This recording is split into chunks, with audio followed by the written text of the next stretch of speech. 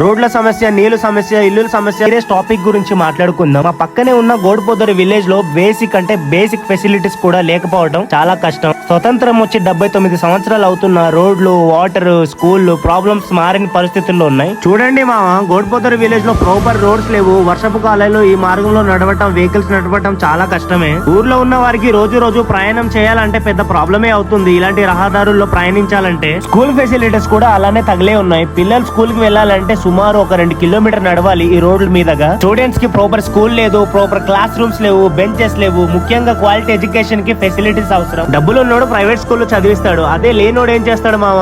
Proper facilities లేకపోతే drinking water కూడా పెద్ద ప్రాబ్లం గా మారిపోయింది. చాలా మంది లాంగ్ డిస్టెన్స్ నుంచి వాటర్ తెచ్చుకుంటున్నారు. క్లీన్ వాటర్ దొరకకపోవడం వల్ల హెల్త్ ప్రాబ్లమ్స్ కూడా ఫేస్ చేస్తున్నారు ఊర్లో జనాలు. రీసెంట్ గా ఆఫీసర్స్ అయితే ఒక విలేజ్ కి సర్వే చేయడానికి అయితే వచ్చారు. ఊర్లో వాళ్ళు మాత్రం హోప్స్ బాగా పెట్టుకున్నారు. రోడ్ల సమస్య, నీళ్లు సమస్య, ఇల్లుల సమస్య, స్కూల్ సమస్య